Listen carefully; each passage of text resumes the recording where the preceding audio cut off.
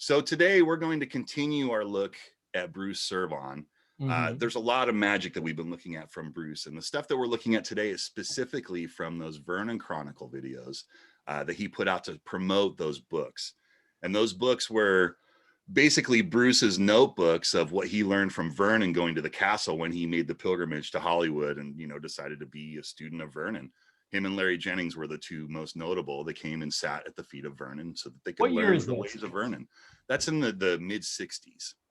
Oh, the mid 60s. So that was, yeah. So my impression was always late 70s, 80s, but it's there's all that too. I mean, really, there were these notebooks, the unrefined notebooks were released maybe 5-10 years ago, right? And they were, thick volumes, 600-700 pages, and there was like 5 of them. The Vernon Chronicle books that are the Vernon Chronicles proper, there's 4 volumes. The 4th volume is just a biography of Vernon that's written by Cervon and another guy, I can't remember what his name is, something Burns. It doesn't matter. The first 3 volumes. No, I'm just kidding. If only. If only. The first 3 volumes are basically the best of the notebooks that Cervon pointed out to Stephen Minch. Stephen Minch took those source materials that were Bruce's notebooks and wrote them up as proper magic tricks, right? And that's really what the Vernon Chronicles are, is it's the best of Bruce's notes. There's so much more stuff in those notes, but you have to go and wade through it and recognize that it's a man that took notes after he came home from the castle, and they might be complete. They might need a little deciphering. It's a little bit difficult to read. I've tried to read some of the notes raw, and it's definitely a challenge. And so really it's a beautiful thing that Cervon and Minch did by actually making these Vernon Chronicles, the books with these things written up properly so that we could understand all the technology, all the sleights, all the things that Vernon was really doing that didn't make it to the mainstream Vernon books. You know what I mean? It was sort of like the underground Vernon stuff. Right. And that's really what we're going to watch today, is more of that kind of magic, which is Vernon's, basically his deepest, darkest secrets, all the stuff that wasn't the super commercial stuff, because they picked what the commercial stuff was. That's what everyone talks about. There's so much more, right? And there's plenty of these things that I say are totally commercial tricks, but they're not the ones that were chosen when they decided that these are the Vernon tricks. You know what I mean? So super fun and a great take on a lot of these effects, because they just go in different directions. And it's the mind of Vernon, right? You're watching Guy Vernon be a creative genius through Bruce's hands here. And it's, I couldn't be more jazzed about it. I think it's pretty fun and wonderful. So let's just get into one here. Yeah, let's see what we got. Let's watch a little more Bruce here. And the gang's all here. Yeah, enjoy, everybody. There's a really good friend of mine who we're doing this tape about, was at the Magic Castle one day, and he was looking through the cards like this, and he had a sort of an audience, because at the Magic Castle, when you take out a deck of cards, you accumulate an audience very, very quickly. And he was removing the aces this way, and after he found them all and placed them on the table, what he was going to do was he was right in the middle of this really nice trick where he'd take about a 1/4 of the cards and put them here, and about a 1/4 here, and about a 1/4 here. Pick them up, place the aces in the fan like this, you see, so that the card was absolutely, undeniably lost. See it? Absolutely lost. No possibility anybody know where it was unless you look through it, right? Huh? Isn't this good? Is this good, isn't it? It's great. This is very good. All right, very good. All right. Now this goes here. He took the next one like this, and he simply cut that card so it went into the middle of the package. Picked up this one, did exactly the same thing. He says, now look, I want you to see that these cards are absolutely lost. Those aces are lost in the deck. There's no crimps, jogs, marks, or anything that you could find. See what I mean? See? There's nothing there. In fact, let me show you that those aces, wherever they are, there's one right there, there's an ace there, and as you'll see, I want you to see, we'll go up here a little further, and there's another one here. See? They're far apart from each other, so they're not even close. All right. The last ace went in like this. Just at the moment when he cut in that last ace, this fellow walked up to him who was a one-armed man. And he said, son, what are you doing there? He said, well, I'm doing an ace trick. He said, have those aces lost in the deck? Vernon says, well, yeah. I'd say they're lost in the deck, and I don't think anybody could possibly find them but me. Well, he said, let me have them for just a second. So he took the deck, the old man, only had one hand. He told him, you know, I used to be a gambler, and I had to learn how to cut to aces with only one hand, no matter where they were in the deck. So he took the cards like this, he cut the cards, and gave a little cut that way. And it's possible it may seem, he cut to the ace. You know, I mean, I'm telling you, Vernon was very much taken back because he didn't feel the fellow was going to be able to do this. And all of a sudden, his eyes lit up, and he thought, gee, this guy's got some kind of new work on this trick, you know. And he said, well, young fella, and because Vernon was a fairly old man, he says, well, young fella, and this other man he was talking to was probably in his 70s, would you do that again for me? So the one-armed man took the deck of cards, squared them up meticulously. See, meticulously. So there's no possibility of him knowing where anything was. You want to square them up? Never mind. Now, and he cut the cards about here, and he just did that. He said, look. Now, wait a minute, he said. Wait a minute. Vernon said, could you do it with the cards face up? Sure. Why not? Very obliging fellow. Gave a little cut like that. Wow. And was able to cut the ace. Well, Vernon thought this was very good, except for one little thing. You know, he said, well, all right, let's get on with that last one. But the last one, believe it or not, is the hardest one, because there's 52 different cards. You've got to hit it exactly. See, before you had 4 different aces, and you could have cut it up within 13, you know. The odds are 4. Yes. You see what I mean? It's an entirely different thing. Yes. So what he did was he give a cut, he just cut the cards. Yeah, let's see, he says, it's got to be just about right, like that. Well, you can't believe it. Oops. Vernon's smile went like this from here to here because the guy failed. It wasn't that he wanted to see him fail, but, you know, the guy was he was so certain of himself, you know. And he said, well, he said, I think you missed on that one. He said, no. He said, I didn't miss. No. That's my lucky card. Well, what do you mean your lucky card? You count down 7 cards in the deck. That's where you're going to find that last card, the ace of spades. Well, Vernon didn't like the attitude at all, you know, because he was really supposed to be the king of the cards there, and everybody was watching. So here's what he did. He dealt out the cards. He said 1, 2, 3, 4, 5, 6, and on the 7th card, the one that was supposed to be the ace, he pushed it over like this, and he came back like this, and he didn't take the 7th card. He took the 8th card out, turned it face up on the table like this, and he looked the gambler right straight in the eye.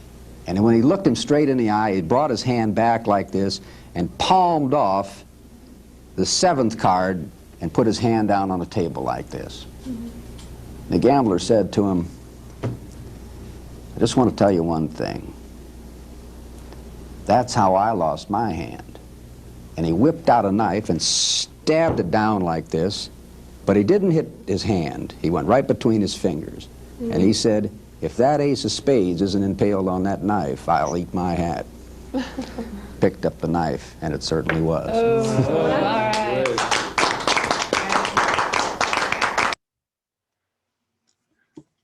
Good.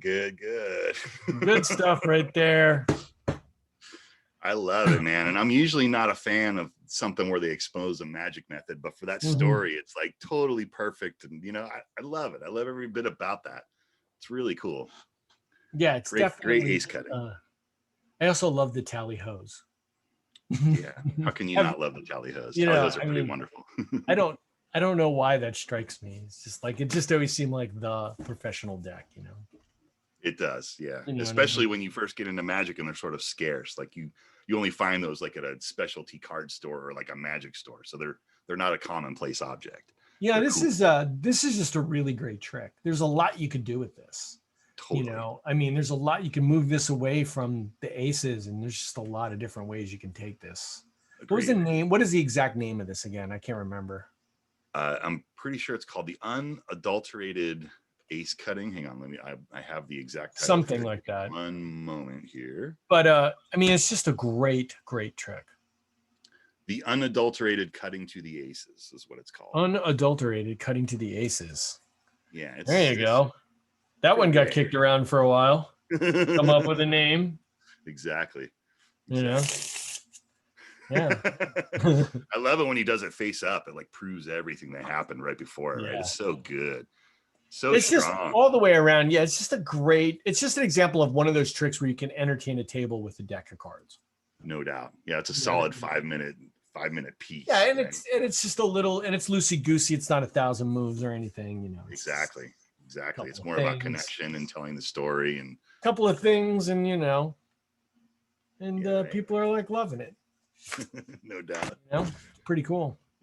Pretty cool. All right, let's continue on. Let's watch this this next clip, and it actually sort of picks up like right where we left off in the action here. So let's continue on. You know, I've been paying entirely too much attention to you young ladies, and I think John really is the one here. He's feeling kind of left out, actually. John, what I'd like you to do is, I'm going to do this is a very intriguing trick, and these are just thoroughly shuffled cards. I want you to do the same thing you did before. With your left thumb, you take a little teeny peek at one of those cards, and unfortunately, nobody else knows what the card is, but I don't think that really makes. You'll find out later. You'll find out later. All right? All right.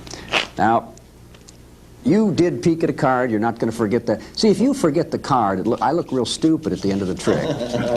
You know what I mean? That's what's bad about magicians and people forgetting cards. I just don't hate to have that happen. Look, let's do this. I'm going to try to find your card, but in a rather peculiar manner. Let's see. What we're going to do here is COVID. COVID. Yeah, I think I'll find your card, but I'm going to do it in a very peculiar manner, and you're going to see why that this is a peculiar manner of finding your card. What I have to do is, let's see.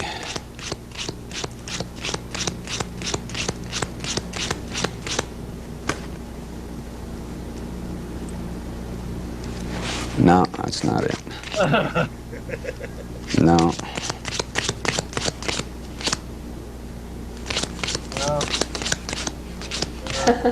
Huh.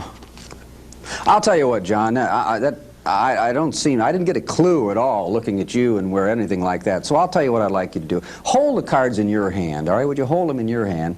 And maybe you could deal over here so it's, you know, it's right in this area. I don't know what the card is, and I couldn't figure out what it was. So what I need you to do for me is I need you to take the first card off the top of the deck and put it here on the table face down and say the letter T. T. T. Now take the next card off and say the letter H. H. And the next card off and say the letter E. E. T-H-E. Now, are we getting some message here? See? You know what I mean? Huh? Word. Oh, yeah. The. Yeah. See, this is good. Spells of the. See? This is educational. You can The. spell. All right. The. All right. The.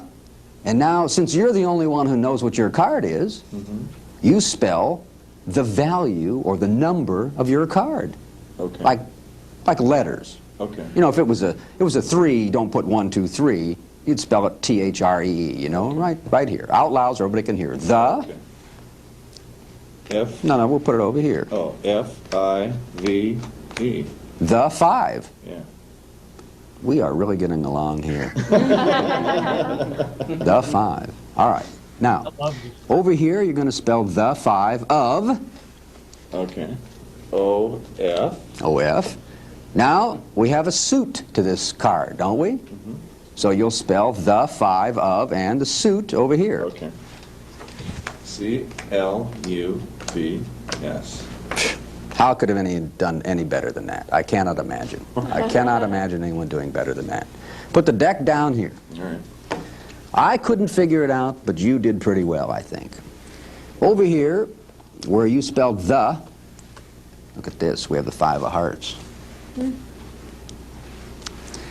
Over here, where you spelled 5, with the 5 of diamonds. Over here, where you spelled of, the 5 of spades. And over here, where you spelled clubs. No way.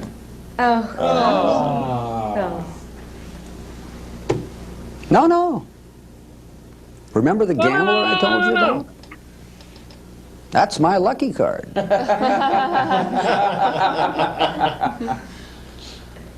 If you count down 3, you'll find the 5 of clubs.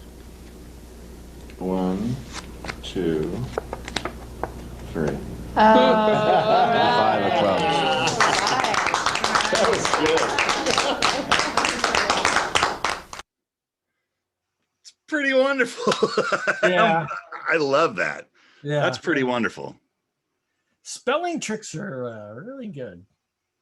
You know, If done right. I'm if usually done right. not a fan of spelling tricks, but that one's got a lot going for it because there's a lot of punchlines there. You know what I mean? Yeah, I like it. I like the construction of it. I'm not sure I like how I got into it, but I thought that was one of the fun parts. I love You that did? whole mysterious when he's looking at him. He's like, "Nah, I don't know." And he's like, you know me. It needs like 25 more lines. Fair enough. You know what I mean? It just needs, you know me. Yeah. And I love the callback. I love when there's callbacks in Magic. I think Yeah. it's so cool, you know. And he's like, "Remember the gambler from the last thing? This Yeah. is my favorite card." How I thought that was neat. I love that kind of thing. great is it that we have this? You know, you can see. It's true. It's true. I mean, Mhm. really, a lot of it is I just have memories, you know. I have memories of things that I saw him do at conventions and at the castle that like I wish I had footage of, you know. And this is the next best thing. So it's really it's a gift. It's a gift. Yeah. I mean, it's so like nowadays there'll be tons of video of everybody. That's But right. back in the We're 70s, in a different age. 60s, Everyone's carrying a camera now, right? Yeah, Everyone's got a it's like- camera in their pocket. Everyone's got a movie studio in their pocket. Basically, I know, right? Yeah, and Different distribution. And distribution. Right. Of the internet. You don't need anybody anymore. Yeah. But yeah, I think about like when I was a kid, I'd go to Magic conventions, and you know, I mean, Howie Schwartzman would be there was like no big deal, you know. Totally. They're just And- the guys that are at the conventions, and you take it for granted for all I was those in years. New They're just the Jersey, so staples. it's like yeah. Right. He's right The there. amazing So he's- Randy lived in Rumson, New Jersey at that point. Right. He'd So he's show not going up to miss your convention. That's to your this convention. crappy little convention, you know, at Hey, some it's what he hotel. loves. Yeah, he's one It's of what us. he loves, just like us. One of us. He's one of You us. know? He's one of us. Yeah, it's really awesome, man. Yeah, I have so many memories of all of that kind of stuff. And you know, it is nice that nowadays as a magician, you do have all this footage and you can really like see how someone's doing something and get multiple performances of the same kind of piece, just so you can really study it and understand why the thing works and how it's doing what it does. But you know, in our time as kids coming up as magicians, there was a lot more using your imagination, and you had to do a lot more homework, a lot more active imagination, where you try to just imagine what it's supposed to look like and how do you find yourself in that situation so that you can actually like present the thing and it feels like it's you know. Yeah, I mean, it was so different. So different. It's so different. It's like Magic has had such an evolution since the 70s when I was a kid to what it is now. No doubt. It's completely different. Yeah. You know, it's completely different than what it was then. Right. But I mean- you know, the whole world's like that, right? I mean, the internet changed everything. The internet changed everything. 'Cause Well, it used that's to what be that happens. It was all in person. Yeah, people come along and they push that that envelope out a little farther, or they add their own special sauce to it or whatever it is. Yeah, and then yeah. that becomes like the standard that people look at that and go, I want to be more like that. And then, then they take and they put, that's the thing. I want to be like that is fine, but you need to be like that, but put your special sauce on. But be you still. Yeah. Yeah. It's not just do that. Right. You know what I mean? It's just like be like that is different than. Right. Well, it's a lot more like because it wasn't like what we were talking about before, where you didn't have like a video, you didn't have like a true example of what exactly happened. It was like what happened in the moment, your impression, your memory of it. You go home and woodshed and figure out whatever it is you're going to do with that piece, even if it's just like an inspiration came from that to inspire something else. By its very nature, it's going to be something completely different because you have so much more of yourself invested in that process. As opposed to when you have a video, it's really easy to just start, oh, well, you already, that's the word I'll use. He said that works. Yeah. Right. It's really easy to just like take all of it and just like say, well, I'll be that. Yeah. And you know what else too? I think that's 100% true. But when you're home alone, you're just working with a video. There's no sounding board. There's no one you're working with. There's nobody to put their hand on your shoulder and listen, you know? Right. Well, that's a whole other problem with magicians, right? Magicians are happy to work on their own. Magicians don't really. So everything. Yeah, they don't get a director. Everyone's just incubated in their own, in everyone's own echo chamber. Exactly. And some people are better at it than others. You know, some people are really good at remaining objective about what they're doing, like as if they can take their, I don't know how you want to say it, like look back at what they're doing and judge it for what it is, as opposed and most of those folks are pretty good in terms of stepping outside of themselves enough that they have a camera and they're recording, even in old school. Yeah, and that's a great thing to do. Yeah. All of the best magician friends that I had, they all had video cameras, and I got a video camera immediately. It was like, oh, this is the only way to practice. You have to see what they're seeing. Otherwise, you're too much in your own skin and you can't be objective about it, you know? Yeah. But, true. Very true, man. Different times. It's so lucky that we have this. I mean, we've been doing these for over a year, I think, almost a year now, right? Yeah, right. And you know, we've talked about so much magic. So many different kinds of magic. So many different right? kinds people. of magic. Yeah. It's pretty awesome. Yeah, this has been a fun ride doing this. It's, you know, definitely one of the highlights of the pandemic is that we've been able to look at all this magic intensely like this, if you can even call it a highlight, but you know. David, are you saying that Bruce Cervon died at 65 of throat and lung cancer? Is that correct? Yes. Oh, very interesting. Yeah. He was gone too soon. Man. But you know, he lived for the nightclub, you know. Yeah. All those guys, they were living for the castle because it was like, you know, they were doing the castle and then they go out on the weekends that they're not working the castle and they're working for the Hollywood elite. Like I remember when I got, you know, like I was like an outsider that came into the inside in a couple of aspects with some of these things. Like I remember hanging out with Johnny Thompson in Vegas when I first started hanging out with Aaron and, you know, and Lee and like all these guys were all hanging out in Vegas and just, you know, sitting at the foot of the master. Yeah. And listening to Johnny tell stories, and, you know, and Johnny recognized that I was one of the guys that was in the group. And at a certain point, no one was available to work this show. And it was a friend of Johnny's, a dear friend of Johnny's. She was a director that worked on Broadway, and it was her husband's birthday, and it's up in the Hollywood Hills. And I get the call, hey, the boys all say you're ready. You know, and Johnny called me up, and I got this like high paying, you know, killer close-up gig in the Hollywood Hills. And it like changed my life, you know? Oh, yeah. But that was like, you know, I had like a little taste of it. Like, that's why the guys are going to the castle, so that they could be living that lifestyle, working those kind of shows. And when they aren't doing those shows, they're working the castle. And it was like, oh, wow, it's a whole other world. Like got deeper and deeper indoctrinated into the whole thing. You know what I mean? And it's beautiful. I mean, it's one of the reasons I'm so giddy about magic, is to be able to see all this stuff really go down. It makes me love it even more, you know? You know, I have to say though, that like is so romantic sounding to me, which I know just is crazy, you know, but like, I just grew up as a kid reading like the Scarney books and all that stuff. And it just always seems like, you know, there's cocktail parties and there's, you know, it's like, and it's like Hollywood elite and therere's celebrities that are hanging out you know, at the party. Like, and you have to play it cool, because you still got to just be the guy doing magic, and you can't like get starstruck and geek out on the fact that like, oh my God, that's my favorite so-and-so from so-and-so, you know? It's weird. Yeah, it really is. It's definitely, it definitely sounds romantic in a way, you know? It's like that thing we all hope to do. The castle is magical in that way. I really look forward to CC as a group going and sort of hanging out at the castle more when things get back to normal, because it's its own thing. There's nothing else like that in the world. And it's, you know, I definitely consider myself fortunate that I've been able to even be able to hang out as much as I've been able to at the castle with the folks that I have, you know? You know, the life, someone just put in there, you know, we work much better parties than we get invited to, you know? Sometimes Sometimes it's true. I've been to some pretty great parties. I've definitely been to some Sometimes, parties. I knew that, if I wasn't Mr. Funny Guy with the cards, I wouldn't be there. But the other thing that happens out of that is it inspires the other parties that I go to. I definitely mention some of the things that I see at some of the parties I go to. We're like off topic, but Sure. I have to tell you, for me, okay, I was thinking about this the other day, because I haven't really been alone in my car in a while, because Right. we're just Right. locked up. I used to like get in the car, drive 6 hours, go do a gig, stay the night, drive 6 hours back, spend alone time, Right. thinking time, Right. Totally. I happen to be alone in the car. And I was thinking, it's like, man, it's like, I haven't gotten in the car and gone somewhere and done something like that in a while. And then I started thinking about it. It's like, there's a certain, I don't know what the word is about it, to like just hit someplace. There's 100 people in the room.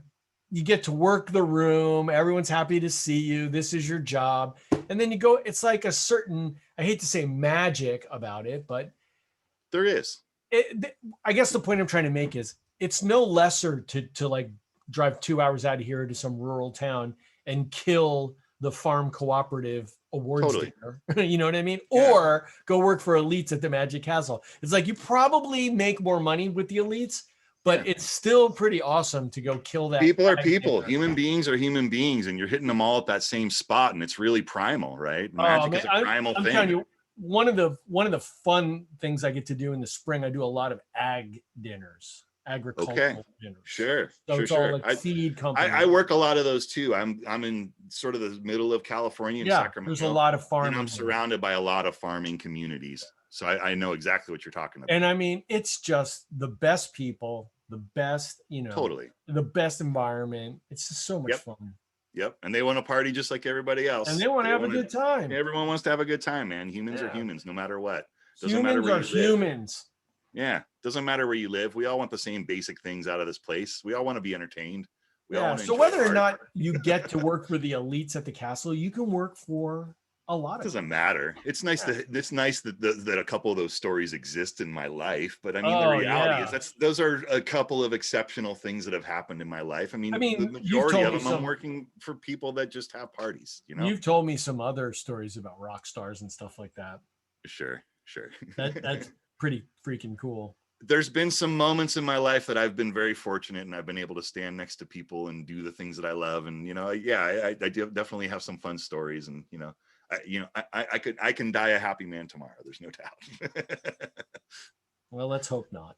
No, I'm not saying I'm welcoming that. I'm just saying, I definitely I don't take it for granted that I've had all the stuff happen to me that's happened. Gil says he did a show in Hicksville, Indiana. Real name of the town, Hicksville.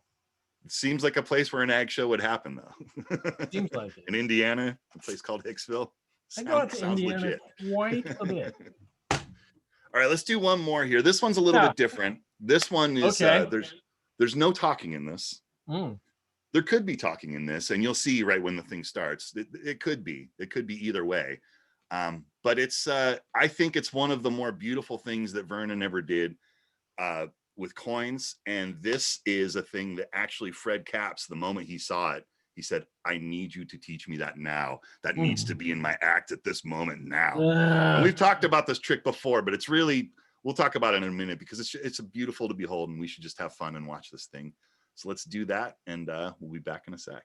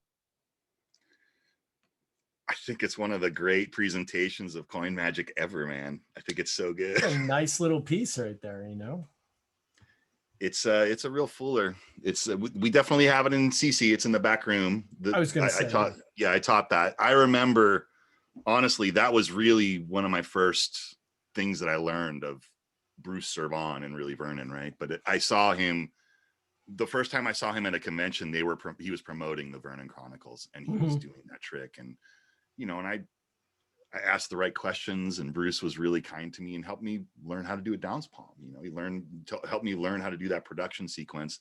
And I bought the book, and I was on my way to learning the sequence. But it was like the first, like at a magic convention, it was one of the first real professional pieces of magic that I took on now that I've stepped into this new world of going to conventions, and it's like, for me, it holds a special place in my heart. I love the trick. I've played with it off and on. And like I said, it's in the back room in the club. If you guys want to go look it up, it's definitely it's a nice trick because you could really do a close up or stand up. I mean, you could certainly do that parlor. I mean, in the right circumstances, you can do it for a fairly big crowd. Generally, when I do a stand up piece, I try to have some coin piece in the show, no more than 5 minutes, but I definitely, I'm a coin guy and I love coin magic, and I find a way to just put like 5 minutes of coin magic into my show. And that's one that will rotate into that spot, because it's just killer. Everyone can read it from far away. Everyone gets the magic that's happening in that thing. And it's just strong, strong magic.